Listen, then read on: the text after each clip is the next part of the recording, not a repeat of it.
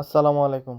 সকালে ঘুমের তুইটটা দেখি ওপারাইয়া বাসার অবস্থা খারাপ। ওবার মনে হয়তো বা অনেকেই জানেন না, বাংলাদেশও বাতাস এলে যে ধুলা হয় এই ধুলার ওই সৌদি আরব ওবার কয়। পিছনের সাইডে যাই দিই বরমিল ফুল হয়ে রয়েছে। আরবির বাসায় থাকতে থাকতে মনে দেখালে আরবি আয়ে পড়ে। বাংলাদেশও যেটা ডাস্টবিন নামে জানে, আরবিতে এটা সবাই বরমিলই কয়। বরমিলটা লয়ে পিছনের গেট দিয়ে যাইতেছি বলদিয়ার বড় ডামে ময়লা ফালানোর লেগিয়া। ময়লা ফালায় আওয়ার পরে বরমিলটা রাখছি, রেখে সেটা ভাবতেছিলাম ঝাড়ুদা পরিষ্কার করে দিমু নাকি পানি দিয়ে ধুয়ে দিমু। পরবর্তীতে ময়লা উঠানের বেলচা এবং ঝাড়ুটা নিছি, ঝাড়ুটা নিয়ে এসে একটু ঝাড়ু দিতেছি। ঝাড়ুর মাধ্যমে গাছের পাতা মাতা যেটি আছে এটি পরিষ্কার করুন গেল, ও নিচে যে বালু আছে বালুটি ঠিক মতো পরিষ্কার করুন জানা। এখন বালুটি পরিষ্কার করতে দোয়া ব্যতীত আর কোনো উপায় নাই। কোনো উপায় না থাকার কারণে সামনের থেকে ফাইভটা আনছি, ফাইভটা না লাগানোর চেষ্টা করতেছি। ফাইভটা লাগাইয়া ফাইভের মাথাটা হাতও নিতে নিতে চাই দিয়ে মোবাইলটা লইরে থাকা। পরে কলটা চালু করে আমি ধোয়া শুরু করছি, যদিও দেখা যাইতেছে না মোবাইলটা লইরে যাওয়ার কারণে। কেননা একলা একলা যেহেতু ভিডিও করে মোবাইল লড়লেও বলতে পারি না।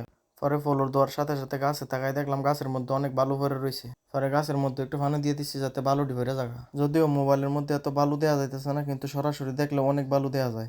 অবশ্য সবসময় এরকম বালু দেওয়া যায় না যদি না বালুর জড়াই। মনে হয় গতকাল বালুর জড়াইছে, আর বালুর জড়াওয়ার কারণে এত পরিমাণ বালু দেওয়া যাইতেছে। আর আমরা যারা সৌদি আরব আছি তারা কিছুদিন পর পরে বালুর জ্বরের সাথে দেওয়া হয়। বাংলাদেশে যেরকম বাতাসের জ্বর হয়, সৌদি আরব তেমনি ভাবে বালুরও জ্বর হয়। বালুর জ্বর কি পরিমাণ ভয়ঙ্কর, যারা বালুর জ্বরের বৃত্তি পড়ছেন একমাত্র তারাই জানেন। সৌদি আরবে অনেক বেশি মরুভূমি এবং বালু থাকার কারণে বাতাস আসলেই বালুর জ্বরে পরিণত হয়। আর বালুর জ্বর যে সময় সেই সময় রাস্তা দিয়ে হাঁটা দূরের কথা, রুম থেকে বের হওয়া অসম্ভব বললেই চলে। সৌদি আরব গরমের কথা না কইলেও নয়। এখন বাজে প্রায় সকাল 11টা, আর 11টা বাজে যে পরিমাণ তাপমাত্রা একমাত্র বাইরে যারা কাজ করতে আছে তারাই জানে। আল্লাহর রহমত থাকার কারণে মানুষ কাজ করতে পারে 41 ডিগ্রি তাপমাত্রার মধ্যে। নয়তোবা কোনোভাবেই সম্ভব ছিল না এত পরিমাণ তাপমাত্রার মধ্যে কাজ করা। পিছনের সাইড শেষ হওয়ার পরে সামনের সাইডে আইসি, সামনের সাইডে ধুইতেছি, আর সামনের সাইডে সাদা রং থাকার কারণে অনেকটাই বালু এবং ময়লা দেওয়া যেতেছে।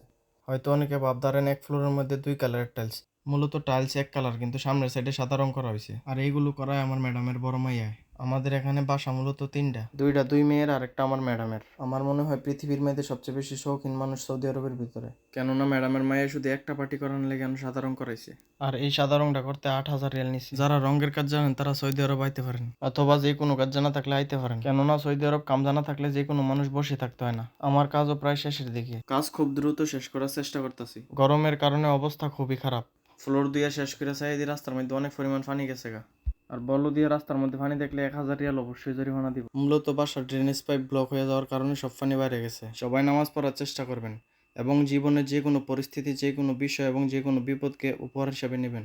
দেখবেন আপনার জীবন সুন্দর। আল্লাহ সবাইকে ভালো রাখুক, সুস্থ রাখুক। আমার জন্য সবাই দোয়া করবেন। আল্লাহ হাফেজ।